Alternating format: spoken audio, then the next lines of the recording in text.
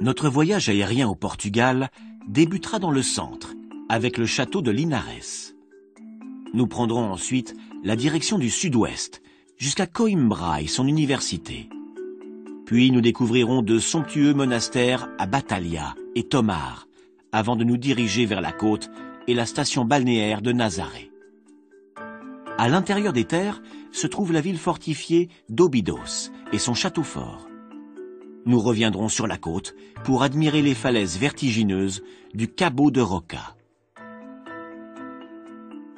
Nous poursuivrons par des villes aux plages superbes, dont Cascais et Ueres, avant de gagner par le fleuve Tage notre destination finale, Lisbonne, la capitale du Portugal.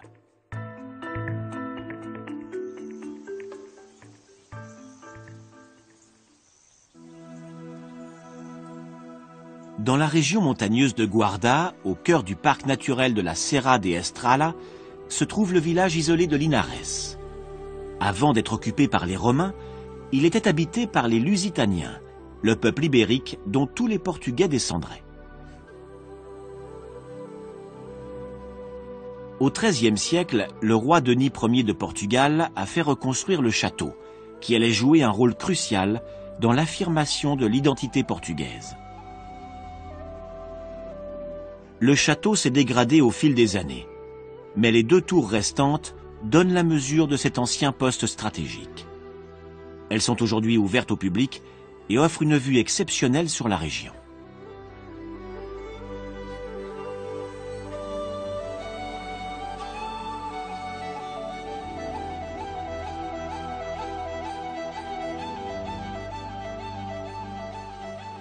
En 1991, le gouvernement a lancé une grande campagne de réhabilitation des villages historiques. 12 d'entre eux ont été choisis pour bénéficier d'importants travaux de rénovation. Parmi eux, le village de Piodao. Ici, toutes les maisons sont en schiste, une pierre friable qui pourtant résiste au temps, et les toits sont en ardoise. Les portes et fenêtres peintes en bleu sont typiques de ce village. La légende veut qu'à l'époque de sa construction, le seul marchand de couleurs de Piodao n'avait que de la peinture bleue.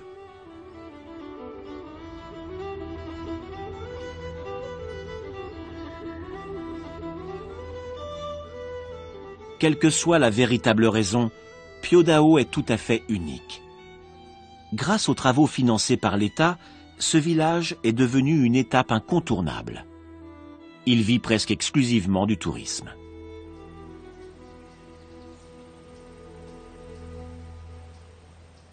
Le fleuve Mondego serpente au pied des montagnes et traverse Coimbra, l'une des plus grandes villes du pays. C'était la capitale du Portugal au Moyen Âge.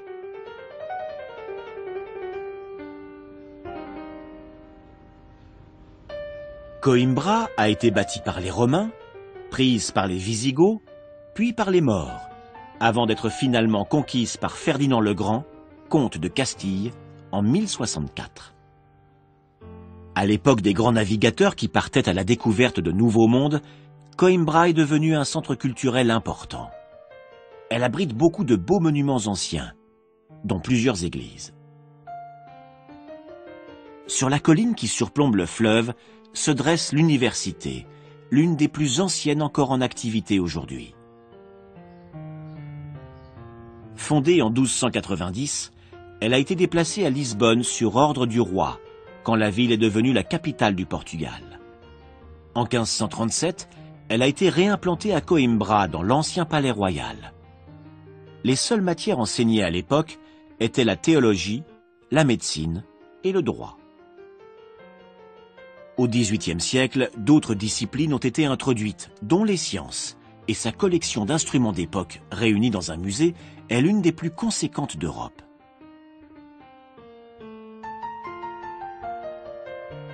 Aujourd'hui, l'université compte 8 facultés et environ 20 000 étudiants.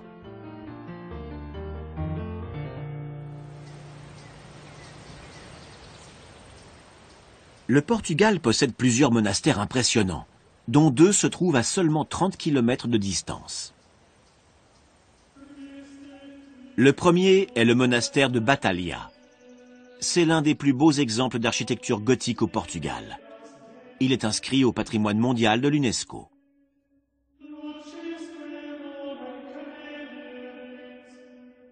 Ce monastère a été construit au XIVe siècle, sur les ordres du roi Jean Ier, pour remercier la Vierge Marie de lui avoir permis de vaincre les Castillans. Les aménagements ont duré pendant presque 2 siècles, jusqu'à ce que le roi Jean III décide de concentrer ses efforts et ses finances sur un autre monastère situé à Lisbonne. C'est pourquoi cette chapelle n'a jamais été terminée. Au début du XIXe siècle, les troupes françaises ont saccagé et incendié le monastère. Il a ensuite été laissé en ruine pendant 30 ans, jusqu'à ce que des rénovations majeures soient décidées. En 1907, le monastère a été classé monument historique.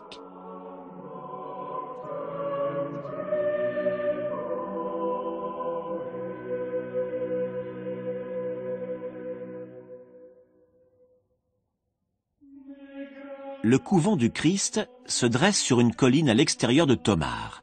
Cette immense bâtisse incarne 700 ans d'histoire portugaise. L'endroit était déjà un lieu de culte pour les Romains, avant que la première partie du monastère ne soit construite au XIIe siècle. Les terres ont été offertes aux chevaliers de Jérusalem, plus connus sous le nom de Templiers, pour les remercier d'avoir contribué à reconquérir le pays. Ce sont eux qui ont fait construire l'église ronde. Ils ont également fait bâtir un château pour protéger Tomar des attaques permanentes des Maures. La forteresse devait aider à défendre la frontière du jeune royaume chrétien contre ses envahisseurs qui occupaient alors la quasi-totalité du nord du Portugal. Lorsque la France a commencé à persécuter les Templiers au XIVe siècle, le roi Denis Ier les a intégrés à l'ordre des Chevaliers du Christ, dont il a déplacé le siège à Tomar. Son successeur, le prince Henri le Navigateur, en a fait des explorateurs quand il est devenu grand maître de l'ordre. Les Templiers ont donc financé nombre d'expéditions pour agrandir le royaume et prêcher la parole divine.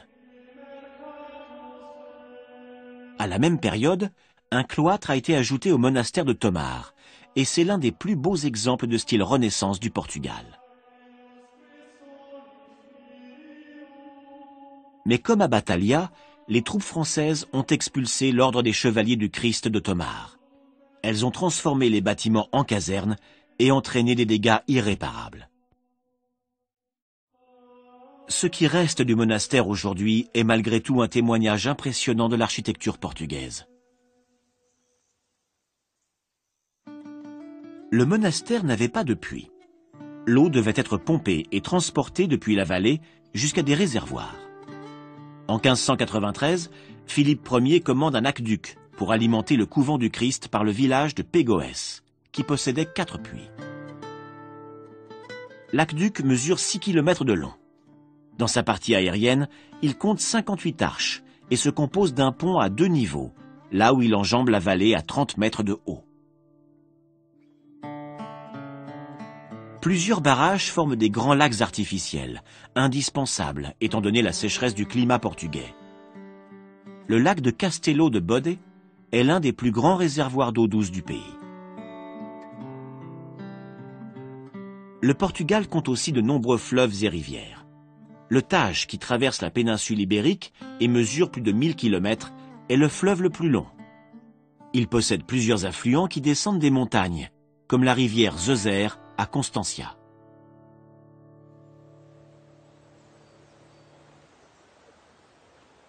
Peu avant de se jeter dans la mer, le Tage traverse une plaine où se trouve l'un des plus beaux châteaux du Portugal, le château d'Almurol. Construit sur une île au XIIe siècle par les Templiers, le château était l'un des points stratégiques de la défense contre les Maures, comme le château de Tomar. Almurol est l'exemple type du fort militaire à l'époque de la reconquête du Portugal par les chrétiens. Il incarne également l'âge d'or des Templiers.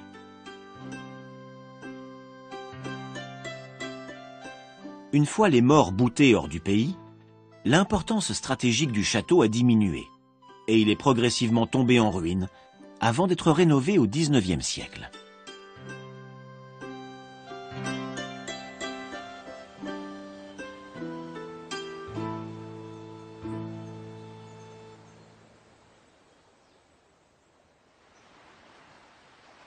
Au-delà de ces monuments historiques, le Portugal est célèbre pour son littoral. L'océan Atlantique a sculpté les falaises et formé de magnifiques plages de sable blanc. Il y a un siècle, Nazaré n'était qu'un petit port de pêche. Il a changé de visage avec l'arrivée du tourisme de masse au XXe siècle, comme beaucoup d'autres villages de la côte. Les pêcheurs qui font sécher les maquereaux au soleil sont une attraction à part entière. La ville est divisée en deux. Le quartier de Sitio, en haut de la falaise, offre une vue imprenable sur les environs. Il est relié par un funiculaire au quartier de Praia, en contrebas.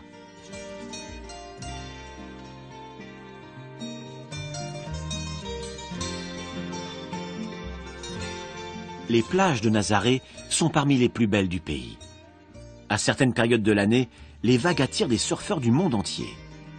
Mais les vacanciers viennent avant tout pour se détendre sur la plage.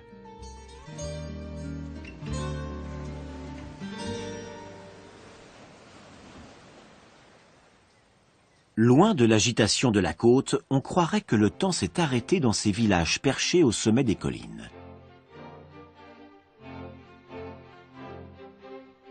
Fondée par les Celtes, la ville d'Óbidos a été occupée par les Romains, puis par les Maures, jusqu'en 1148.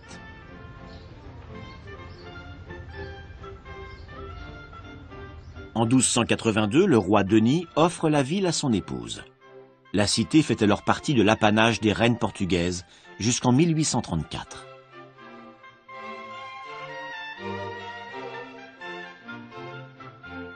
Une fois par an, la ville fait un saut dans le passé avec l'organisation d'un grand marché médiéval. Les rues sont décorées comme au Moyen Âge et les habitants se déguisent en marchands, en ménestrels ou en soldats. Un château surplombe la ville. Il a été agrandi et modernisé au fil des années. Cette ancienne résidence royale est aujourd'hui une pousada, un hôtel où l'on peut s'imprégner d'histoire en se promenant dans les anciens jardins du roi.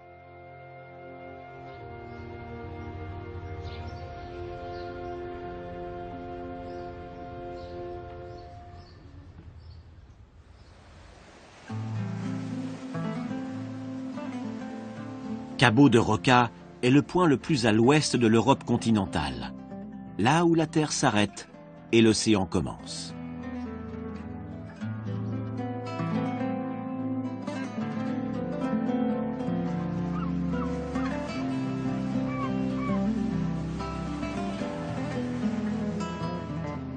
Le phare du Cap a été mis en service au XVIIIe siècle. Au fil des années, il a connu de nombreuses améliorations, comme l'électricité en 1897, et 20 ans plus tard, le gaz acétylène, qui a augmenté la puissance de l'éclairage. Aujourd'hui, il est entièrement automatisé.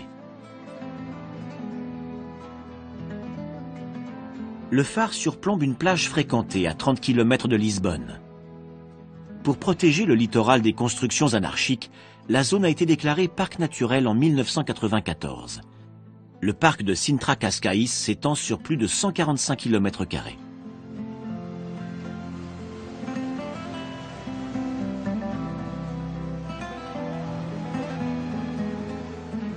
Le vent et les vagues en font un spot prisé pour les sports aquatiques, comme le kitesurf. De nombreux surfeurs viennent ici également attendre la meilleure vague.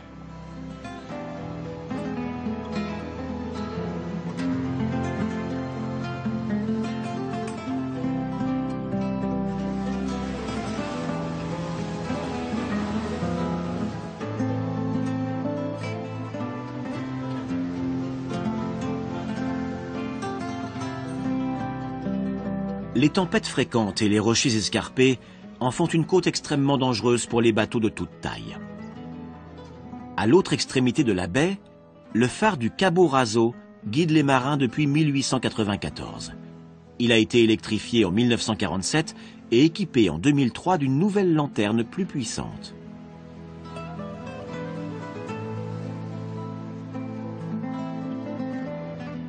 Cascais est l'une des stations balnéaires les plus prisées de la côte. Ce petit village de pêcheurs a gagné en popularité lorsque les vacances en bord de mer sont devenues à la mode. La famille royale a participé à sa renommée en faisant construire une résidence ici. La noblesse n'a pas tardé à suivre et les villas se sont multipliées autour du port. Cascais est resté un lieu de villégiature très chic.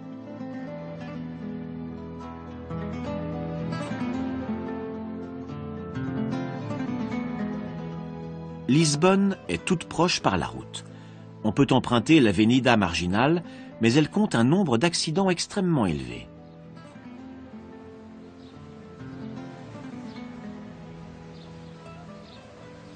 À quelques kilomètres au nord, la vitesse n'est pas limitée sur le circuit d'Estoril.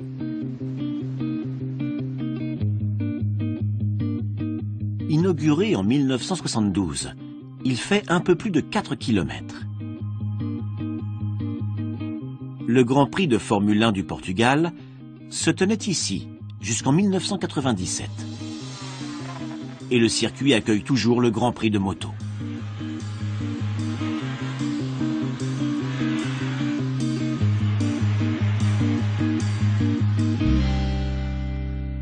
Un château du XIXe siècle domine le circuit, le palais national de Pena. Il se trouve en zone militaire et il est interdit de le survoler.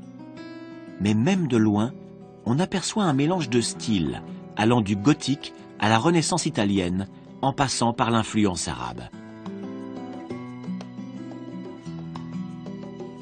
De retour sur la côte, la banlieue de Lisbonne est en vue, tandis que les stations balnéaires continuent de se succéder. Proche de Lisbonne, la grande plage de Carcavelos est très fréquentée le week-end, surtout pendant l'été. Un témoignage de l'histoire portugaise domine la plage. C'est le fort de Saint-Julien de Barra, construit pour défendre l'embouchure du Tage. C'est devenu la résidence officielle d'un ministre.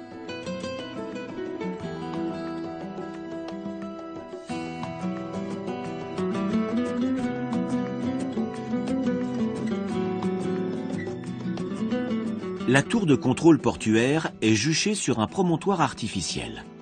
En 2011, 330 bateaux de croisière sont passés par le port de Lisbonne, un nouveau record pour la ville qui accueille déjà des centaines de cargos tous les ans.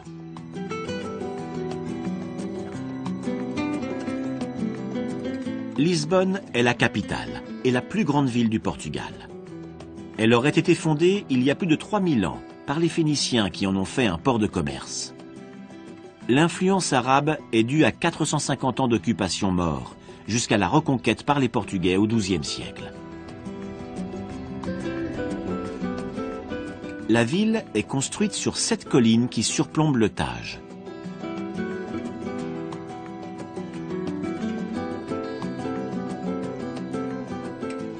Lisbonne était au cœur d'un immense empire qui s'étendait du Brésil à l'ouest, aux Indes à l'est.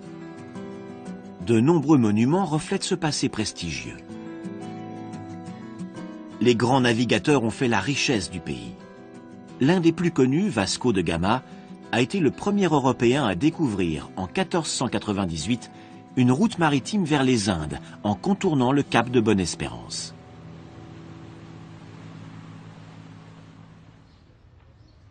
Le monument aux découvertes commémore cette époque. Une première version a été construite en 1939 pour inaugurer l'exposition internationale, puis démontée. En 1958, une réplique permanente plus grande est érigée. Ce monument mesure 52 mètres de haut et a la forme d'une caravelle. 16 statues d'explorateurs se dressent de part et d'autre, tels des marins sur le pont d'un navire. À la proue, le prince Henri le Navigateur, instigateur de prestigieuses expéditions.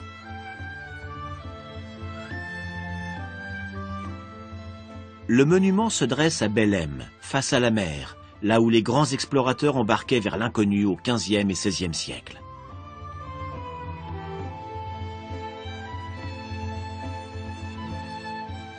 La tour de Belém est à proximité. Le roi Jean Ier, père du prince Henri, l'a fait construire dans le style gothique portugais. En plus d'être un poste de défense, la tour symbolisait les portes de Lisbonne.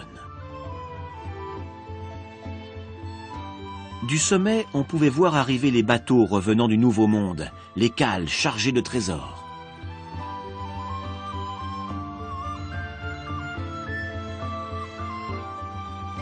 Les donjons étaient moins agréables, puisqu'ils faisaient office de geôle jusqu'au XIXe siècle. La tour de Belém est l'un des sites les plus visités de la ville. En 1983, l'UNESCO l'a inscrite à son patrimoine mondial.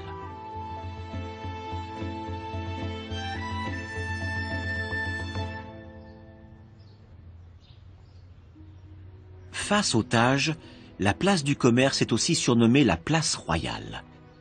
Le palais du roi se trouvait ici, jusqu'à ce qu'un tremblement de terre suivi d'un tsunami le détruise en 1755, ainsi qu'une grande partie de la ville historique. La place a été reconstruite dans le cadre d'une campagne de rénovation de Lisbonne. Les bâtiments ont longtemps été occupés par les douanes et les autorités portuaires, d'où le nom de place du commerce. L'ascenseur de Santa Justa servait à relier les rues de la ville basse à la place Carmo, car l'ascension était pénible pendant les mois d'été. Il a été inauguré en 1902. L'ascenseur peut transporter 25 passagers sur 45 mètres de hauteur. Sur l'une des 7 collines de Lisbonne se dresse le château médiéval de Saint-Georges.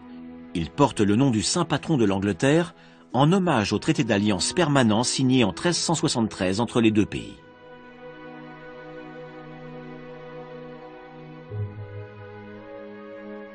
Lisbonne a aussi un visage plus moderne, le Parc des Nations, où s'est tenue l'exposition universelle en 1998. Une fois l'exposition terminée, le quartier a continué d'être radicalement transformé.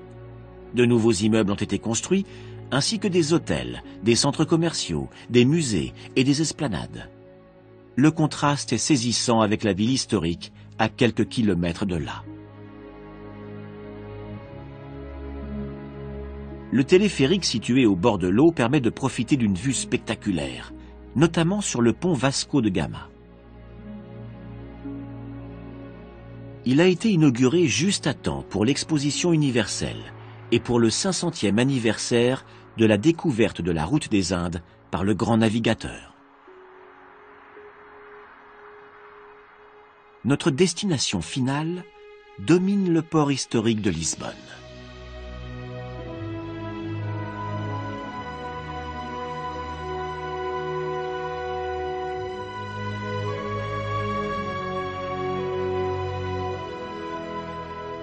C'est le pont du 25 avril, l'ancien pont Saint-Lazare.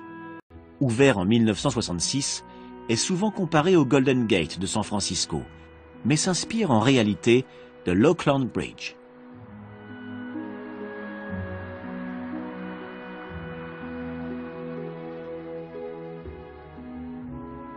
À côté, le monument du Christ roi culmine à 113 mètres de hauteur. Inauguré en 1959, il s'érige face à Lisbonne pour remercier Dieu d'avoir épargné le Portugal pendant la Seconde Guerre mondiale.